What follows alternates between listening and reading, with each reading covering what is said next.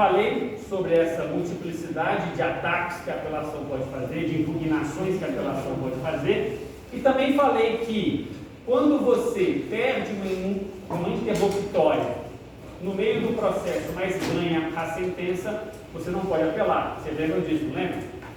Mas que você pode contrarrazoar, né? Tranquilo isso, gente? Lembra, todo mundo lembra disso? Aí fechamos a aula. Vamos continuar a apelação antes de entrar em agravo de instrumento.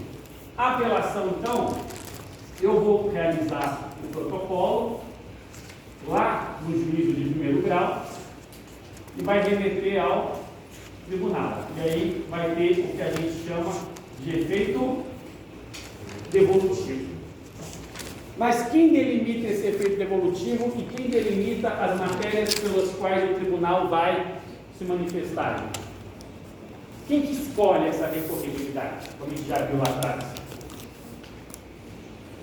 Que é uma sentença ou uma decisão interlocutória e você vai poder entrar com uma apelação, devolvendo a matéria para o tribunal. Essa matéria, como a gente já viu, vai ficar em torno de erro em procedendo ou erro em judicando. Erro em procedendo ou erro em judicando. Dentro dessa concepção, a apelação é o recurso que tem maior devolutividade. O que significa isso? No erro em procedendo, eu posso impugnar o processo ou eu posso impugnar um vício na própria decisão. É a mesma coisa, gente? Eu falar que o juiz conduziu o processo errado ou que o juiz fez a decisão de modo formalmente errado? E eu dou um exemplo. No meio do processo, o juiz deixou de ouvir uma parte. No meio do processo, teve nulidade de citação. No meio do processo, ele não chamou o Ministério Público. Tudo isso é um erro na forma com que ele fez a sentença ou na forma com que ele conduziu o processo? Qual seria esse erro? Forma com que conduziu o processo. Então, esse erro em procedendo é um vício extrínseco da sentença. O que é extrínseco? É fora da sentença. Ele não cometeu um erro formal na sentença, ele cometeu na condução processual dele, né? E aí vai anular, mas não vai anular só a sentença, vai ter que anular até onde ele errou, onde teve aquele erro ali. Só que esse vício pode ser na forma com que ele conduz a decisão, que ele constrói a decisão. Porque vocês aprenderam no semestre passado, posso falar do semestre passado? Não. Posso falar do semestre passado? Depende. Vocês aprenderam que a sentença tem relatório, fundamentação e parte dispositiva, não é isso? Não só isso, vocês aprenderam que a sentença tem que ser líquida, não é isso? O juiz pode dar uma sentença sem relatório? O juiz pode dar uma sentença sem fundamentação? O juiz pode dar uma sentença sem dispor a sua decisão? Não. Tudo isso são vícios da condução processual ou um vício formal da própria sentença. E eu não estou falando que a sentença foi injusta aqui, eu estou falando que a sentença foi mal feita, na sua forma ainda, não no seu conteúdo em si. Se o juiz erra no modo de fazer a sentença, é o erro em procedendo ou em judicando? Em procedendo. Ele tem que fazer bem feito, independentemente do que ele colocou de conteúdo lá, mas ele tem que fazer bem feito. Outro vício aqui, ele pode dar uma sentença a mais do que eu pedi? Diferente do que eu pedi? A menos do que eu pedi? Todos esses são vícios, não são? E aí vocês devem lembrar do semestre passado. Sentença ultra petita, sentença extra petita e sentença supra petita. Então tudo isso eu vou poder alegar na apelação. Tanto os vícios do processo, que são vícios extrínsecos à sentença, ou os vícios da decisão, que são vícios intrínsecos aqui, na própria formação da decisão. Eu não estou acusando o juiz de ter julgado injustamente. Eu estou falando que o juiz nem sequer sabe fazer a sentença. Tranquilo isso, gente? Se eu peço isso, se eu argumento isso, qual que é o pedido que eu faço? Para anular ou para reformar? Reforma. Para anular ou para reformar, gente? Anular. Aqui é sempre anular. O que é anular? Se ele fez a sentença não respeitando o processo, eu preciso de uma sentença processualmente perfeita. Então ele tem que fazer o quê? O tribunal tem que anular a sentença e fazer com que se corrija o ato processual que foi defeituoso e se julgue novamente aqui. Se teve um vício, por exemplo, não chamou o Ministério Público em um processo de menor de idade, de incapaz, então vai ter que anular a sentença, devolver o processo para que o Ministério Público seja intimado. E às vezes o Ministério Público pede produção de prova, por exemplo. Então tem como manter aquela sentença? Não, tem que refazer o ato aqui e tudo mais. Então, erro ali procedendo, anulação da sentença. Erro ali judicando significa o quê, gente? Que eu vou impugnar a sentença ou a decisão interlocutória pelo seu conteúdo. E eu acho que esse conteúdo é um conteúdo injusto. Injusto significa que você não concorda com os argumentos. Eu disse que ela é mal formada? Não. Em termos da sua forma? Não. Eu digo em termos do seu conteúdo, do seu teor aqui. Eu não digo que ela foi mal feita formalmente, eu digo que ela foi mal construída na sua concepção de conteúdo. Eu não concordo com o resultado que o juiz chegou na decisão, não com o modo com que ele criou. O modo com que ele criou, eu não discordo ou eu não ataco isso, mas eu ataco só esse resultado é injusto. E se eu acho que o resultado é injusto, eu peço o quê? Agora sim, a reforma da decisão. Então, se ele chegou numa improcedência, eu vou aqui falar que eu quero a procedência. Se ele chegou numa procedência, eu for réu, eu quero que ele chegue numa improcedência. E assim sucessivamente aqui.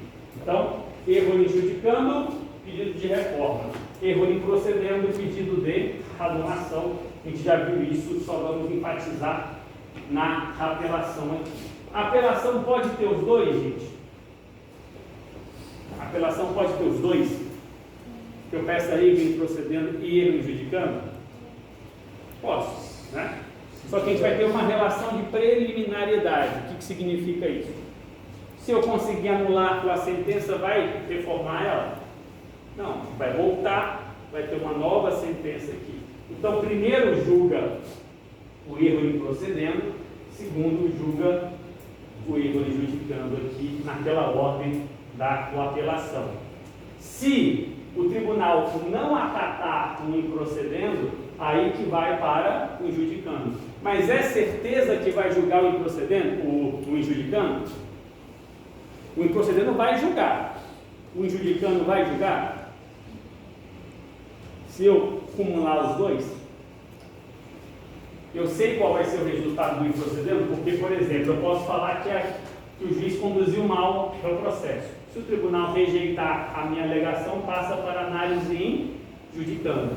Se ele acata e anula o processo, vai analisar o que eu digo que a sentença estava errada? Não. Vai julgar de novo, anulou o processo. Então tem essa ordem e tudo mais. Quem que escolhe isso, gente? A parte. A parte que vai visualizar quais os erros existentes e se existentes no aspecto processual, e a parte vai analisar quais os erros existentes na injustiça da sentença, no conteúdo da decisão.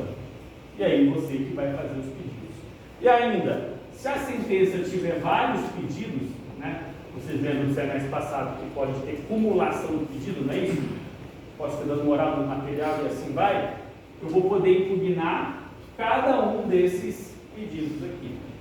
E aí, que a gente já falou muito esse semestre, recurso total e recurso parcial, você que define a quantidade de devolutividade e você que define quantos pedidos terão no seu recurso. Ninguém é obrigado a pedir em procedência.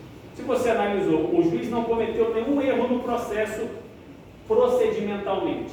Então você vai alegar que a sentença é nula? Não. Você pode fazer só um adjudicando? Pode. Normal aqui. Mas alguém vai fazer só improcedendo? É difícil. Mas pode também, não tem problema. Não tem a necessidade de um outro. Tranquilo isso, gente? Moleza? Qual que é a base disso, gente? Artigo 1013 é um dos artigos mais importantes da apelação. Artigo 1013. E o que ele fala no caput dele? Ele fala, olha, a apelação devolve a matéria nos limites da sua impugnação. O que significa isso, gente? A apelação devolve a matéria nos limites da sua impugnação. Só vai para o tribunal aquilo que a parte recorrente escolhe. Não é isso? Aquilo que a parte recorrente escolhe é aquilo que vai para o tribunal. Então vamos voltar ao exemplo aqui. Sentença com pedido 1 e pedido 2. Eu recorri sobre o pedido 1, vai para o tribunal o quê? Ele pode julgar o 2? Não. Só o 1. Então isso é o efeito devolutivo da apelação. Mas o que o parágrafo primeiro, do 1013 aqui fala? Fala que, olha, você vai definir o capítulo, você vai definir o pedido, mas todas as questões não solucionadas e que o juiz tinha que ter solucionado já estarão automaticamente devolvidas. Qual efeito que é isso, gente? Aquilo que já está automaticamente devolvido pela lei.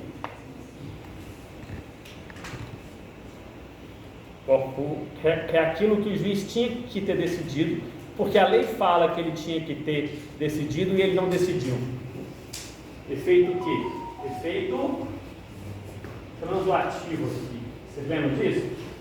O que é efeito translativo? A parte escolhe o efeito devolutivo, determina qual que é a parcela da decisão que vai julgar e determina os argumentos. E o efeito translativo leva tudo aquilo que o juiz poderia ter decidido aqui. E aí o artigo 1013, parágrafo 1º fala, tudo aquilo que o juiz tinha que ter decidido e não decidiu, já está automaticamente internalizado onde? Na sua apelação. Mas aí você fala, e aí a gente lembra da aula de efeitos. Eu não recorri sobre incompetência. O tribunal pode falar sobre incompetência absoluta? Sim ou não? Pode, mas eu não recorri sobre isso. Mas o tribunal pode falar sobre isso? Pode, porque é matéria de ordem pública. E que o juiz talvez não tenha decidido e vai decidir agora em um grau maior no tribunal. Então, a apelação tem alta possibilidade do efeito translativo. E depois o parágrafo 2º, fala o quê? Ó, você escolhe o seu argumento na apelação. Você escolhe o pedido, mas dentro do pedido você constrói a sua narrativa de argumento. O tribunal está vinculado à sua argumentação ou fundamentação? E aí eu vou dar um exemplo aqui. Quando você pede dano moral, pedido de dano moral, eu preciso usar só um fundamento? Eu posso falar, por exemplo, que existiu dano, eu posso falar que legalmente o dano é répsa ou o dano é presumido. As duas são as mesmas coisas? Eu posso falar que a empresa tem que ser punida. Terceiro, são fundamentos iguais? Eu quero convencer o juiz por diferentes fundamentos de que eu mereço o dano moral. Mas o pedido é o mesmo, não é? Dano moral. Ou assim como o réu, na sua contestação, ele pode falar que não teve dano, ou ele pode falar que o fato aconteceu, mas que foi mero o aborrecimento. Ele falar que não aconteceu é o fato, é a mesma coisa que mero aborrecimento? Que ele admite que o fato aconteceu, mas que é mero aborrecimento? Ele pode falar os dois? Olha, eu acho que nem aconteceu esse fato. Mas depois ele fala assim, ó, se aconteceu foi mero aborrecimento. Então, isso são dentro do mesmo pedido aqui, ele usa argumentos ou fundamentos diferentes. Quando você apela, quando você faz a apelação, independentemente do fundamento que você leva, o parágrafo 2º diz que todos os fundamentos que já foram discutidos no processo já estão automaticamente levados para o tribunal. Então, importa o que eu argumentei na minha apelação? Importa ou não, gente? Vamos supor aqui que o juiz julgou improcedente o meu pedido de dano moral. Eu fiz na minha inicial o argumento 1, 2 e 3. Aí eu recorro e falo, juiz, eu quero dano moral. Tribunal, eu quero dano moral. E eu acredito fortemente que o dano é presumido. O tribunal pode me dar o dano moral porque a empresa tem que ser punida? Pode. Por quê? Porque esse argumento já foi discutido pelo processo.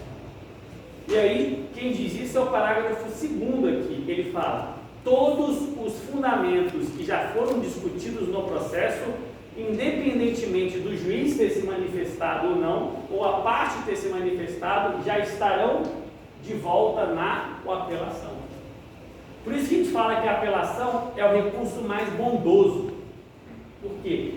Porque às vezes você recorre argumentando A e ganha por causa de B.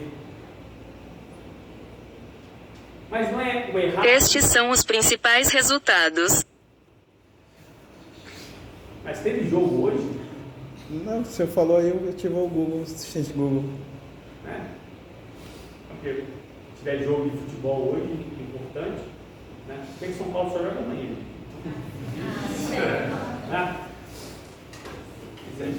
Ninguém torce pro Corinthians aqui não, né, gente? Ninguém torce pro Flamengo também não, né? Porque todo mundo é São Paulino agora. Quem torce pro São Paulo tem uma consideração a mais. Ah, se tiver ponto, eu sou São Paulino. Quem vier na prova com a camisa de São Paulo, tem consideração a mais ainda. Então pronto, amanhã já estou indo. Não, mas aí, gente, aí a gente tira foto, gente, que é pra sair na rede social e aí...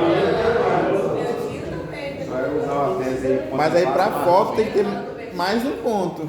Vocês se corrompem muito, lógico, muito cedo, Não. um pouco demais. O cara tem que ser garantido que Pra vestir a camiseta mais cara. Vocês se corrompem por muito pouco. Não, mas é pra provar que você é São Paulo mesmo, né? Vamos lá? Então aqui,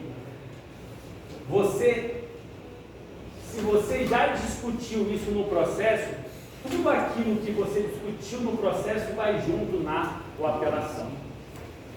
Mas a apelação não quis rediscutir tudo, impede com que o tribunal discuta isso? Não, a apelação leva tudo. Então, de uma certa maneira, a apelação é o recurso mais fácil de se fazer. Por mais que seja o mais importante, ele é o mais fácil. Porque às vezes você pode apelar por um e o tribunal vai acolher por um outro motivo. Então, qual que foi a sua participação? O mero ato de o apelar. É óbvio que você pode falar assim, eu não coloquei na apelação, mas eu que fiz na inicial, aí sim. Mas a apelação, diferentemente de outros recursos, como ele tem liberdade de fundamentação, quem escolhe é você.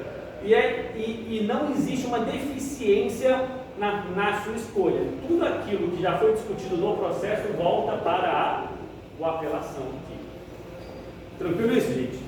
Então a apelação ela é bem benevolente aqui com os argumentos. Ela vai discutir o processo como um todo.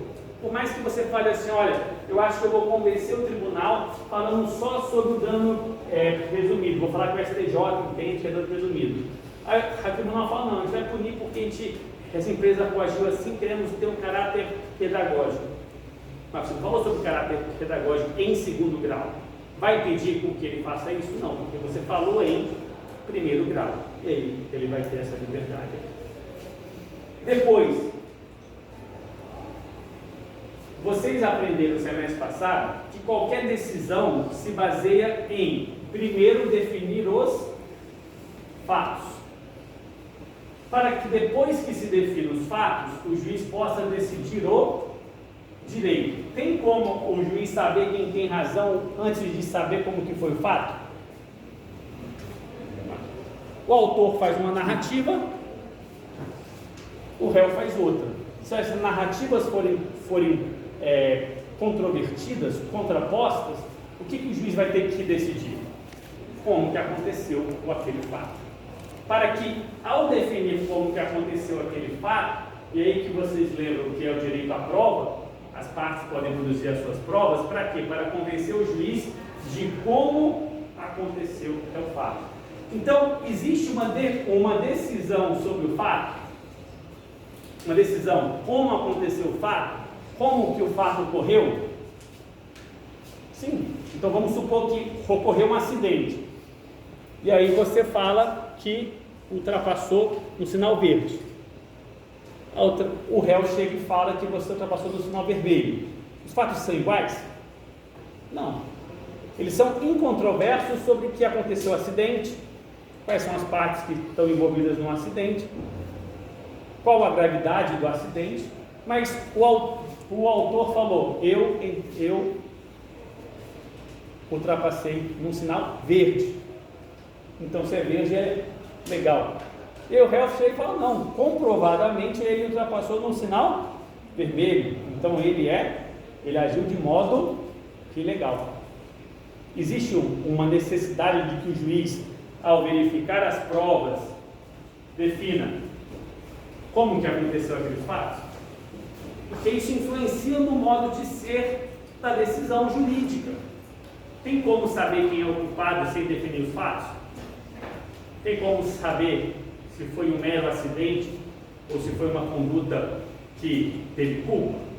Então, você precisa aqui que tenha uma decisão sobre os fatos, para depois ter uma decisão sobre o direito.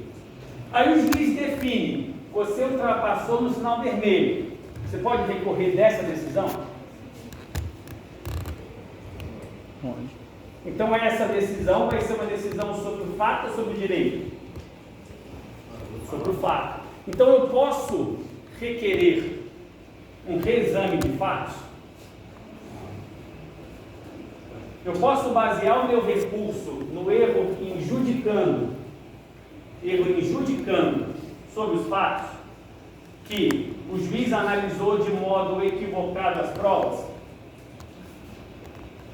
Que, vamos supor, pode ter ali uma perícia que mostra que você ultrapassou, pode ter um vídeo que mostra que você ultrapassou no sinal verde, e pode ter as testemunhas que falam que você ultrapassou no sinal vermelho, e o juiz acredita nas testemunhas.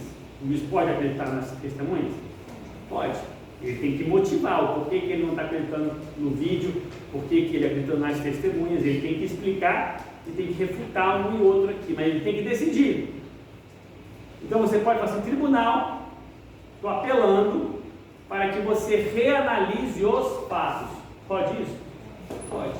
Então a sua apelação pode ser sobre os fatos. E se a sua apelação for sobre os fatos, vai ser um erro injudicando, como que o juiz decidiu os fatos, e você vai poder pedir a alteração dos fatos. Por quê? Porque se o tribunal disser, o juiz disse que você passou no sinal vermelho, o tribunal reexamina a prova, reanalisa os fatos, e se o tribunal disser que você passou no sinal verde, você teria sido o culpado, por exemplo, se a controvérsia for essa? Não. Aí você discute em relação a isso. Então você pode reexaminar fatos. Isso é importante por quê, gente? Porque a apelação vai permitir isso. Os recursos para os tribunais superiores, não. Os recursos para o STJ, STF, não rediscutem os fatos. Fatos é de primeiro e segundo grau. Então, a apelação é um recurso mais amplo até nisso, que eu posso rediscutir os fatos aqui. Tranquilo isso, gente? Depois, se tiver tutela provisória na sentença, o juiz pode dar tutela provisória na sentença? O que é uma tutela provisória, gente? Vocês lembram disso? Uma decisão dada pelo juiz com eficácia imediata. O que é eficácia imediata? Uma decisão para valer o agora. Retirar o nome do SPC Serasa, mandar fazer uma operação, religar a energia elétrica, né? Tudo isso é uma decisão em tutela provisória. Qual que é o normal de uma tutela provisória? O normal de uma tutela provisória é que seja numa decisão interlocutória. É o normal de uma tutela provisória. Tutela provisória, o normal é que seja numa decisão interlocutória. Mas em qualquer sentença, gente, o juiz vai poder rever as tutelas provisórias. Isso significa o quê? Lá no começo do processo, você pediu, vamos supor, ótimo exemplo que ele deu. Cortaram a energia elétrica, você mostra que você tinha pago, por exemplo, e você pede a religação. Você vai esperar até a sentença para que demonstre que você tinha razão e que religue? Não. Você demonstra que você tem uma plausibilidade de direito e o risco da demora. Então, o juiz manda. Tá. Só que aí, ele vai ter que sentenciar, verificar se você tinha razão ou não. Aí, na sentença, o juiz fala se ele mantém a tutela provisória ou se ele nega a tutela provisória, revoga a tutela provisória. Ou então, ele negou a tutela provisória. Vamos supor ali que você está com o nome no SPC Serasa e entrou com uma ação e pediu para que o juiz no início retire o nome do SPC Serasa. O juiz pode retirar o nome do SPC Serasa logo no início do processo? Pode, em tutela provisória. Só que você tem uma causa que é complexa e o juiz não viu motivo agora para retirar o nome. Aí ele nega a tutela provisória. Aí passa o processo inteiro, aqui na sentença ele fala, você tinha razão, julgo procedente o seu pedido de desistência de débito, que você não deve realmente. Aí ele pode conceder a tutela provisória na sentença, mandando tirar o nome na sentença? Pode. Então a sentença também pode versar sobre tutela provisória. E se o juiz versa sobre tutela provisória na sentença, qual vai ser o recurso cabível sobre tutela provisória falada na sentença, decidida na sentença? É o agravo ou a apelação? É a apelação. Se o juiz falou sobre tutela provisória na sentença. Porque o normal é assim, eu entrei com um processo aqui e pedi uma tutela provisória no início, aí é decisão interlocutória, aí o recurso é agravo.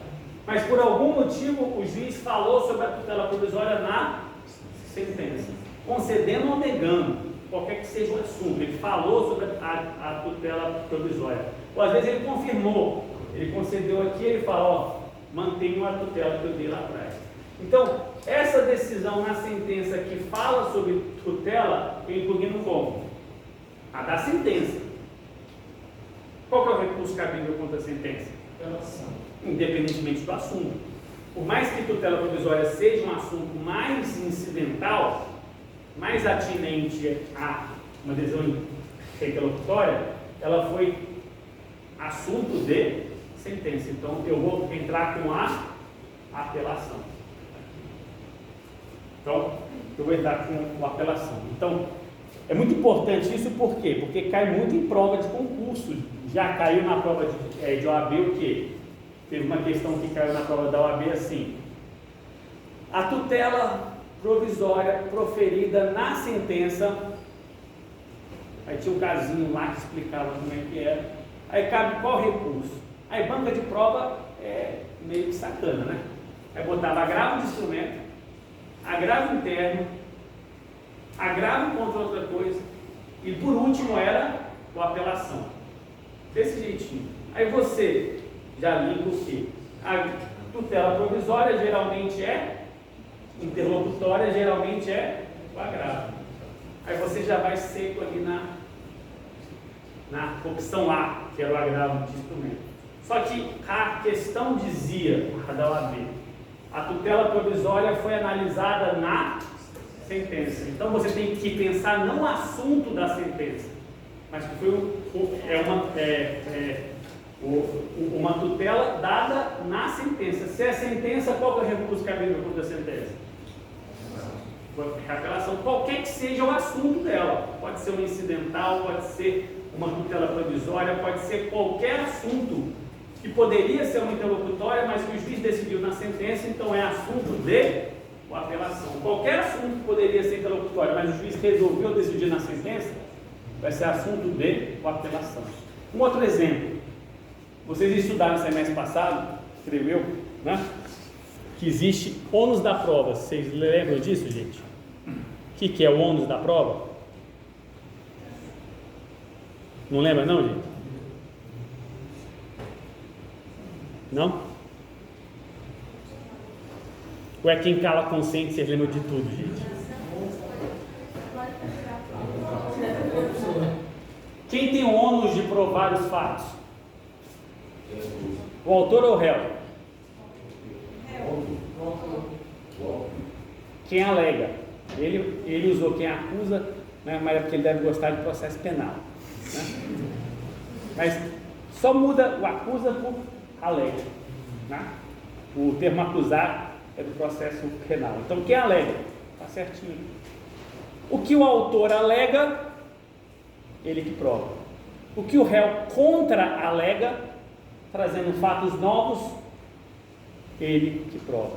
Então, se eu falo que eu não devo ser inscrito porque eu paguei a energia, quem que tem que provar que pagou a energia?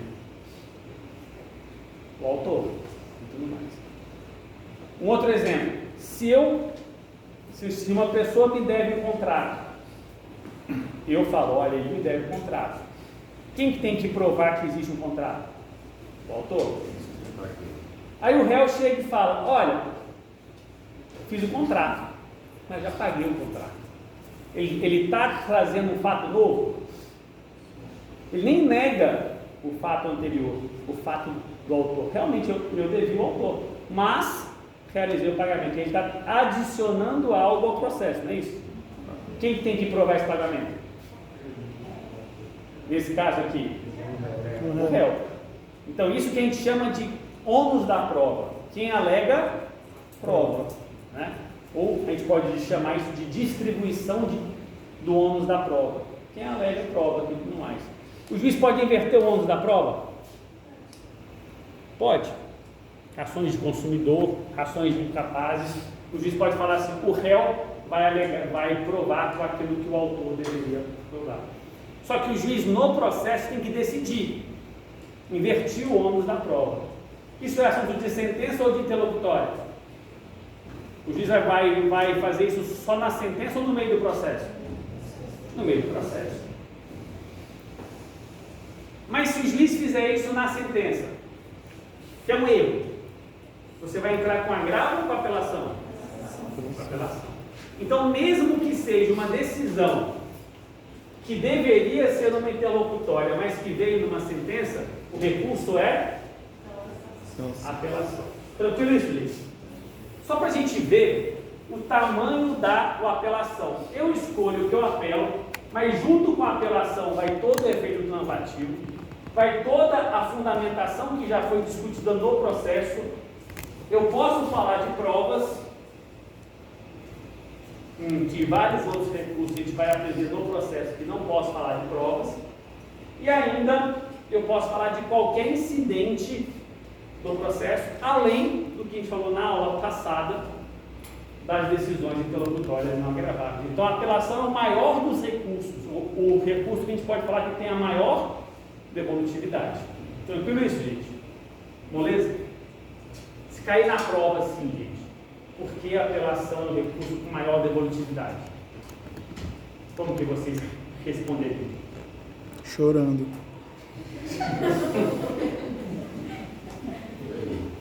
Mas não olha a prova, gente. Senão fica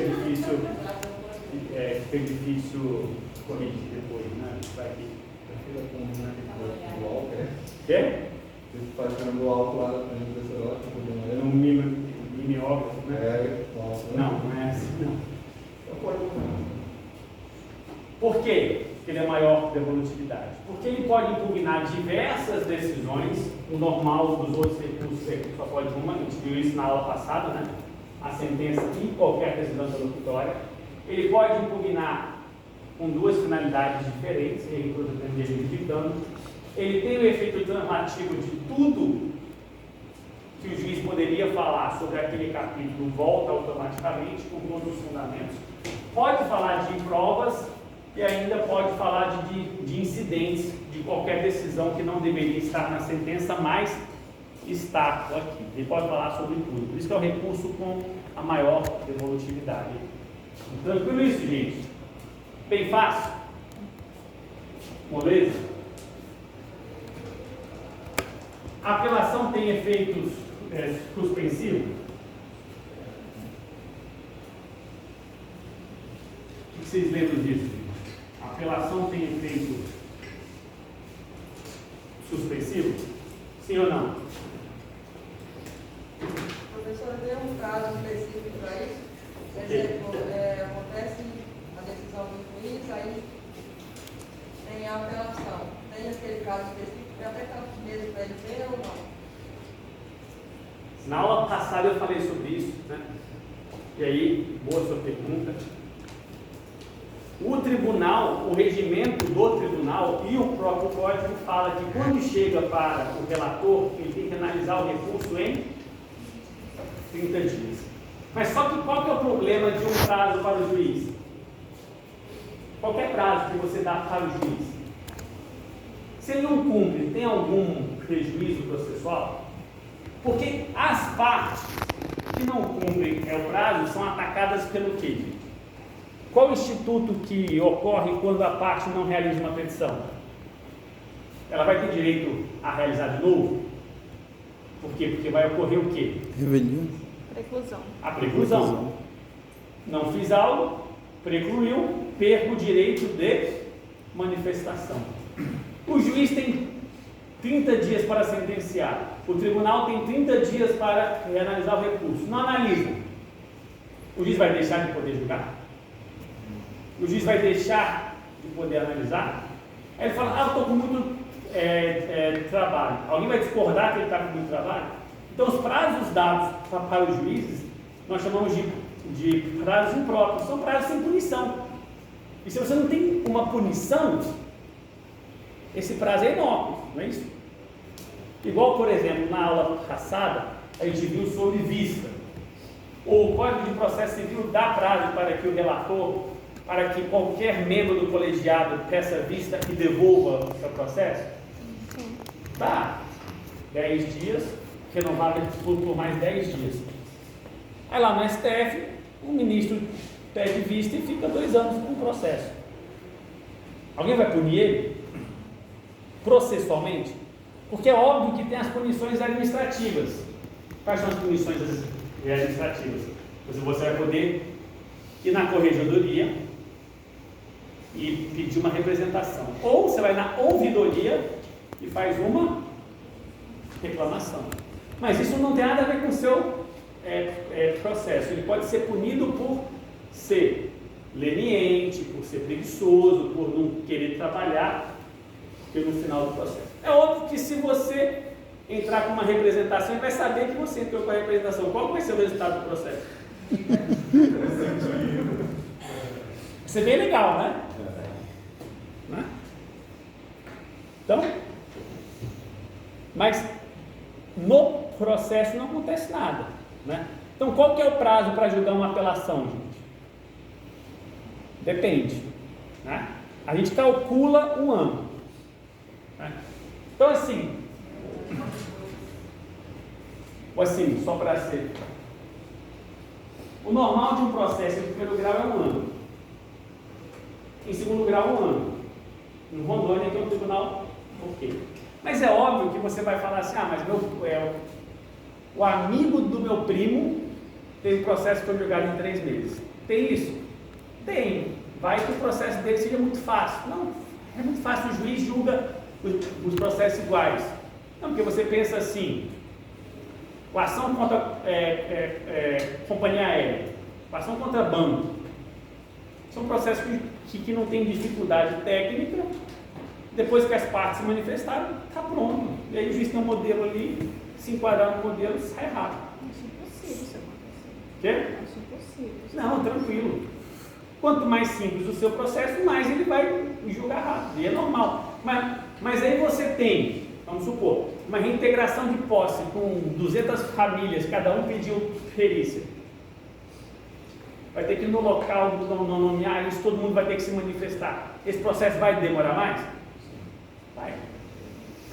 Então, tipo assim, depende muito aqui em relação a isso. E aí, né, teve um processo que eu fui analisar, tinha 5.000 páginas.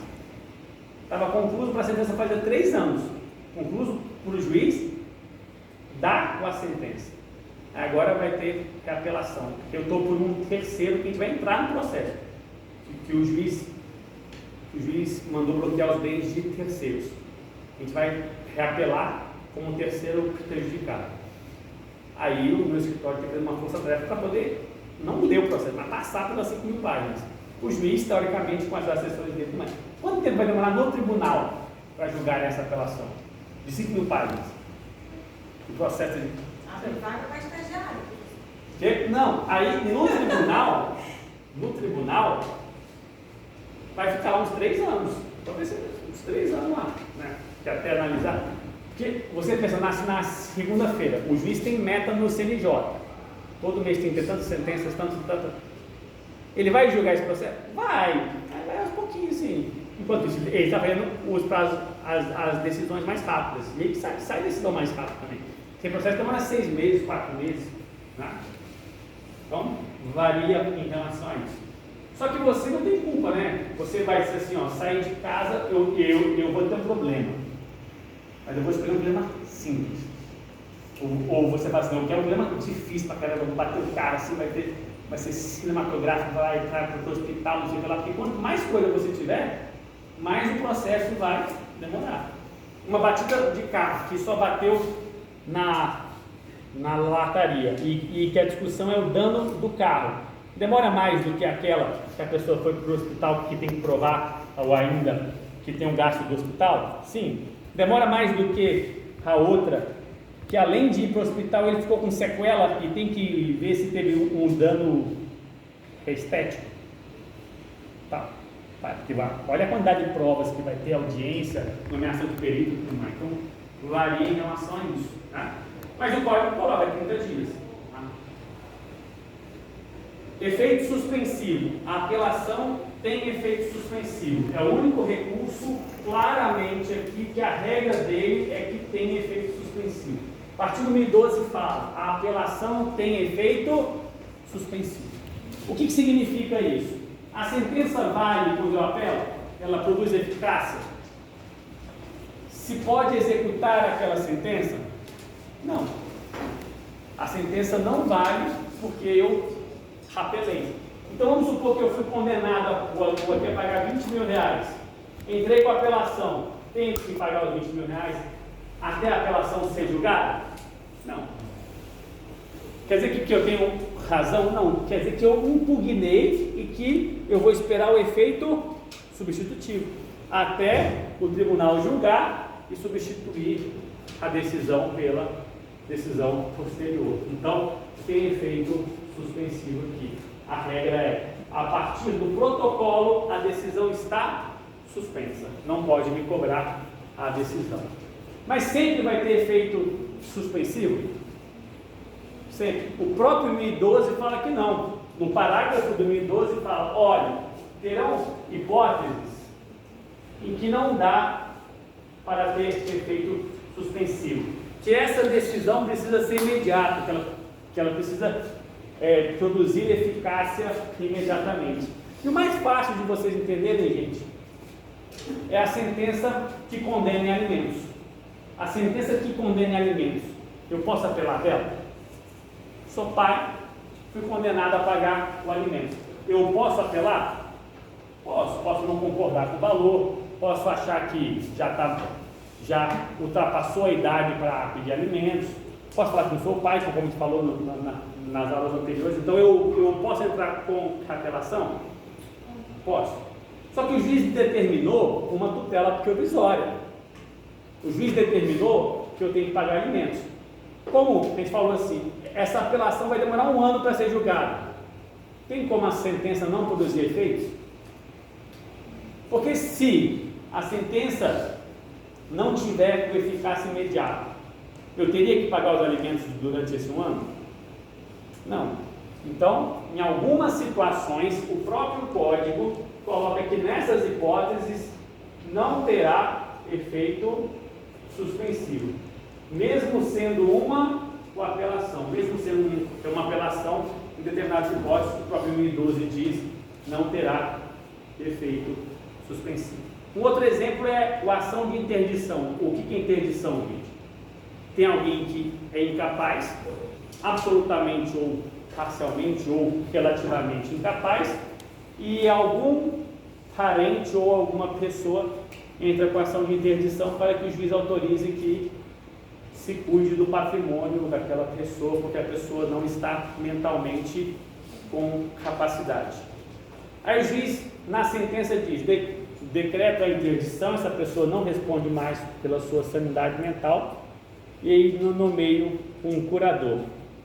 Cabe recurso? O Ministério Público pode recorrer, a parte pode recorrer, mas essa sentença vai ficar suspensa ou com eficácia imediata?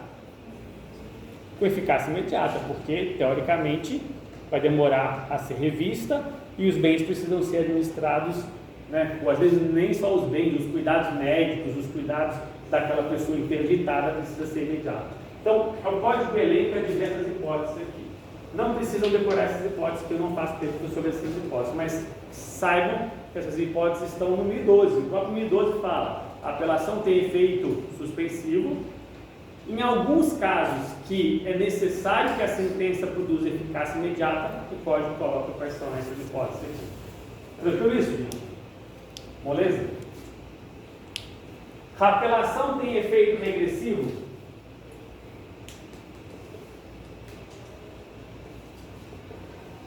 Sim ou não? O juiz pode voltar atrás e analisar meu recurso de apelação? O próprio juiz de primeiro grau? Então, saiu a sentença, eu protocolei a apelação, e o juiz pode voltar atrás? Ele olha meu recurso e volta atrás? A regra é que não, né? A sentença é um ato processualmente perfeito, não tem efeito regressivo, ou seja, quando sai a sentença e eu interponho a apelação, o juiz tem que remeter para o tribunal de segundo grau. Só que nós teremos 3 hipóteses excepcionais. O que são as hipóteses excepcionais? 3 hipóteses que o Código autoriza que o juiz possa voltar atrás. Que vai ser no artigo 331, artigo 332 e artigo 485 aqui, que é indeferimento da petição inicial, improcedência liminar do pedido e sentença sem julgamento do mérito. São 3 espécies de sentença que, se eu apelar e o juiz entender que está errado, ele pode fazer o quê? Voltar atrás. Ele mesmo fala: ó, por causa da apelação, volta atrás. E eu dou um exemplo aqui. Todo mundo sabe o que é indeferimento da petição inicial. O juiz recebe a petição inicial e acha que a petição inicial tem um erro e fala: indefira a petição inicial. O processo acabou logo no começo. Aí eu posso falar assim, o juiz está errado. Ele falou que não tem um documento, mas tem, ou que uma parte é ilegítima, mas é. E aí você recorre. Se o juiz olhar a sua apelação e quiser voltar lá atrás e deferir a petição inicial, pode. Então ele pode fazer isso. A mesma coisa com a improcedência liminar do pedido. O que é isso, gente? Artigo 332. Você entra com uma ação e a ação é diferente dos posicionamentos dos tribunais superiores, em precedentes, não em jurisprudência, em precedente. Então vamos supor, eu entrei com uma ação e o STJ já definiu que aquilo que eu estou pedindo é errado. O juiz de cara pode falar assim, você perdeu a ação no início do processo? Pode. Mas ele não pode falar porque ele quer. Ele vai poder falar porque o que você está pedindo está pacificado num precedente vinculante do STJ ou do STF. Aí ele julga a sua ação improcedente no início do processo, antes do réu contestar até. Aí você pode falar assim, vou recorrer disso? É uma sentença, mas fala, não, o juiz está confundindo, essa ação não é daquele precedente, é de outro. Pode ter isso? Pode, né? Não é daquele precedente, é de outro. Aí o juiz pode voltar atrás, anular a própria decisão e volta atrás. E na última aqui é a sentença sem mérito. O juiz pode voltar atrás de uma sentença sem mérito. Ele diz que teve um erro e aí ele volta atrás daquilo. Então, essas são as três hipóteses do efeito regressivo. Depois nós temos, para a gente poder aqui encerrar a apelação e entrar em agravo, nós temos o que a gente vai chamar aqui de teoria da causa madura, ou o que a gente aprendeu como efeito desobstrutivo. O que significa isso? Teoria da causa madura, o efeito desobstrutivo. O artigo 1013, parágrafo 3º aqui. Nesse artigo 1013, parágrafo 3º, artigo 1013, parágrafo 3º, ele fala assim, quando você entrar com a apelação e se perceber que a apelação que a sentença tem um vício. Vício significa o que, gente? Erro em procedendo ou judicando? Em procedendo, né? Aí qual que vai ser o normal aqui, gente? Vai ser o que? Anular. Anular e devolver para o primeiro grau, para que o primeiro grau dê uma nova sentença, não é isso? Só que o parágrafo 3º fala é o quê? E vocês podem ver no parágrafo 3º aí. O tribunal pode, ao retirar o vício, já julgar o processo. O que é esse julgar o processo, gente? Ele precisa devolver para que o juiz dê uma nova sentença? Não. Por quê? Porque o processo estaria maduro ou pronto para julgamento imediato pelo tribunal. Mas sempre vai poder recorrer isso, gente? Sempre vai poder recorrer isso? Se, por exemplo, tiver que ouvir uma testemunha, se tiver, vamos supor, um vício muito grave que tem que refazer o processo todo, vai poder julgar no tribunal? Não. Se tiver que voltar para realizar um ato e esse ato for necessário que seja no primeiro grau, volta para o primeiro grau. Mas se anula a decisão e o processo estiver pronto para o julgamento, precisa mandar para o primeiro grau ou o tribunal vai poder julgar desde logo? O tribunal vai julgar desde logo aqui. Por quê? Pelo princípio da eficiência, celeridade processual, economia processual, aqui e tudo mais.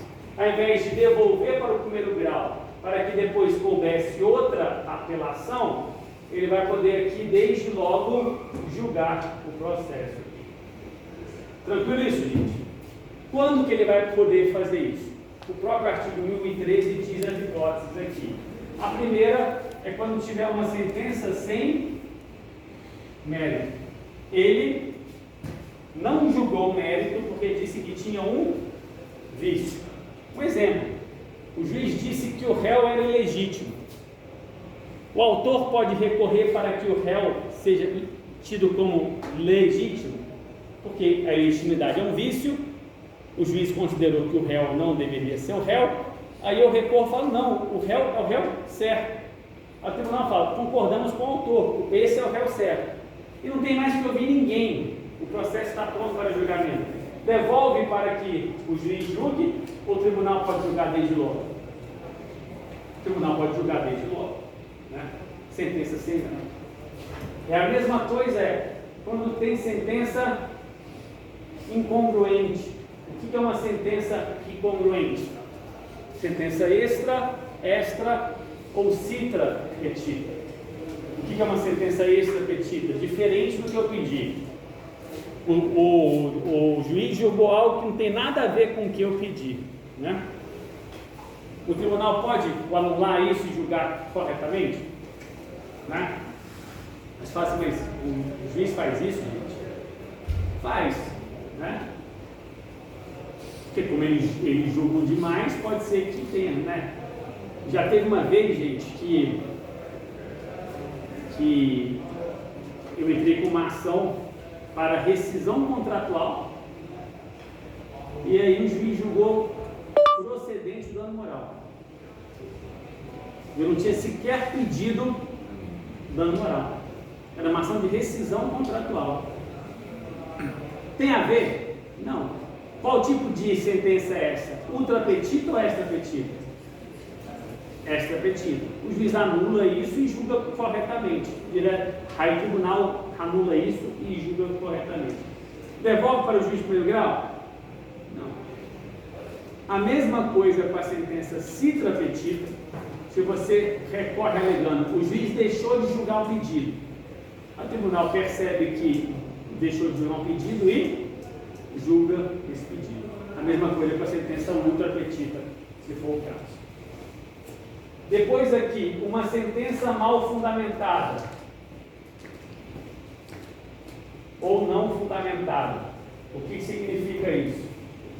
Você alega que o juiz conduziu o processo de maneira comum, normal, mas na hora de dar sentença ele não disse o porquê. Ele fez o relatório e julgou. Ele pode só fazer o relatório e julgar? Não, ele tem que dizer os motivos pelo qual ele está julgando daquele modo. Se você achou que ele não fundamentou, você pode pedir anulação da sentença. Aí o tribunal anula a sentença, porque ele tem que te dizer os motivos e depois pode, desde logo, julgar aquilo. A última hipótese aqui é o quê? Vocês sabem o que é prescrição e decadência, não sabe? Todo mundo sabe o que é prescrição e decadência? Sabe a diferença, gente?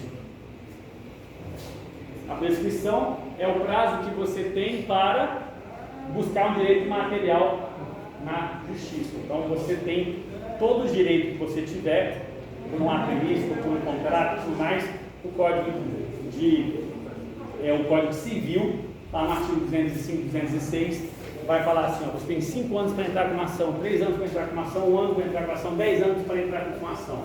Quando você não entra com a ação nesse prazo, você perde o direito de demandar, ou o seu direito prescreveu. A dívida parou de existir? Não, só não pode ser cobrada. Já a decadência é quando o direito decaiu, no direito material não existe mais, porque ele ultrapassou o prazo e ele sequer pode ser cobrado materialmente ou processualmente. Então, você pode entrar com uma ação por uma dívida prescrita ou decaída? Não. O juiz pode falar: olha, o seu direito está prescrito ou o seu direito decaiu? Pode. Ele julgou o mérito do processo? Ele não julgou o mérito direto, só que se considera que isso é um impedimento ao julgamento de mérito. Isso não é um vício processual, isso é um vício material, da matéria em si. Então, o juiz não chega até o pedido. Então vamos supor que o juiz disse que a dívida estava prescrita, então você não poderia ter entrado com a ação. Tranquilo? Aí você entra com a apelação. O tribunal percebe que a dívida não estava prescrita, julga ao contrário da prescrição. O que pode ser julgado agora, gente? O pedido, não pode? Porque o juiz tinha dito que a dívida estava prescrita, agora o pedido voltou a ser aberto. Então, nós temos aqui a prescrição. Como volta a prescrição, se não tiver mais nada o que fazer em primeiro grau, pode julgar isso aqui. Então, o que é o efeito desobstrutivo ou a teoria da causa madura? A possibilidade do tribunal julgar e, se reabrir o mérito, ele poder desde logo julgar sozinho. Só que isso daqui ofende o duplo grau de jurisdição, gente. Nós teremos duas sentenças ou duas análises sobre o pedido. Nós teremos duas análises. Porque pensa bem, uma sentença sem mérito, julgou o mérito? Não. Aí o tribunal retira um vício aqui e julga o mérito. Quantas decisões de mérito a gente tem? Duas ou uma? Uma só, não é? Feita por quem? Diretamente pelo tribunal. Se anulou com a sentença extra petita e julgou diretamente o mérito, se anulou a sentença mal fundamentada e julgou diretamente o mérito, ou se reverteu a prescrição e julgou diretamente o mérito, quantos julgamentos de mérito nós vamos ter nesses processos? Um ou dois? Só um. E diretamente por quem? Pelo tribunal. Ofende o duplo grau de jurisdição? Teremos duas decisões de mérito, uma primeira e uma revisão dessa? Não teremos, então ofende o duplo grau de jurisdição? Ofende, né? Teremos duas decisões, uma decisão e uma revisão dela? Não.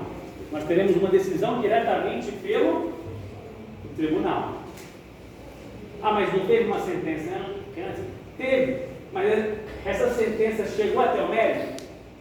Ou ela continua resistindo? Não, porque eu retirei o vício, então ela não existe mais, ou ela nunca existiu, no caso de sem mérito, e o tribunal diretamente vai julgar o mérito. Então vai ter só uma decisão de mérito válida aqui. Mas por que se aceita isso, e já foi declarado pela STF como constitucional esse artigo, ainda no Código Passado, isso do Código Passado, se ofende o duplo grau? Porque o duplo grau é um princípio dentro do devido processo legal, mas que não é um princípio absoluto, é um princípio relativo. Quais os outros princípios que vão ser ponderados para que isso ocorra, gente? Quais os outros princípios necessários para que isso ocorra? É melhor assegurar o segundo grau e o processo demorar 1 ano, 2 anos, ou julgar desde logo e o processo ter celeridade, economia e tudo mais, e eficiência. Então você faz uma ponderação dos princípios aqui. Então isso daqui, apesar de ofender o duplo grau de jurisdição, não tem problema ofender, porque vai dar razão a outros princípios aqui e a melhoria do processo. Alguma dúvida sobre isso, gente? Pode cair na prova já? Todos vocês que aprenderam? O que é causa madura? Fácil? Quê? Pronta para julgar, né? O nome, o código não fala isso, mas fala desde que pronto para julgamento, vai julgar porque está maduro para o julgamento. E aí, para encerrar a apelação e eu começar a falar de agravo, já que está cedo ainda, não está, gente? Está cedo? Só tem meia hora para falar de agravo. Tranquilo, né? Vamos lá, então, só para eu poder encerrar, a apelação, a gente viu na aula passada, é protocolada no tribunal ou é protocolada em primeiro grau? Onde que eu primeiro grau. Em primeiro grau. O prazo é 15 dias, como a gente já viu lá atrás, todos os recursos têm 15 dias, menos os embargos de declaração. E ainda cabe recurso o adesivo, não é isso, gente? Lembra que cabe recurso adesivo? Moleza, né? Muito fácil, gente. Agora vamos para agravo de instrumento.